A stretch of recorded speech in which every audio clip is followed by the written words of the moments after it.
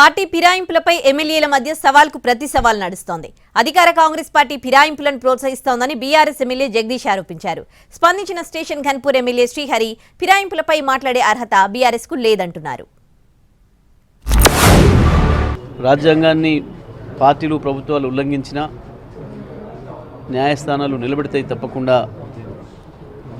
అన్న విశ్వాసం ప్రజల్లో పెరిగింది. ఈ తీర్పు ద్వారా ఎవరైతే పార్టీ ఫిరాయించిర్రో అవినీతితోని వాళ్ళ సభ్యత్వాలు రద్దవడం ఖాయం, తిరిగి ఎన్నికలు రావడం ఖాయం. తెలంగాణ ప్రజలు కాంగ్రెస్ పార్టీకి బుద్ధి చెప్పడం కూడా ఖాయం. బీఆర్ఎస్ పార్టీ నాయకులకు కానీ బీఆర్ఎస్ పార్టీకి కానీ ఫిరాయింపుల పైన మాట్లాడే నైతిక హక్కు లేదు.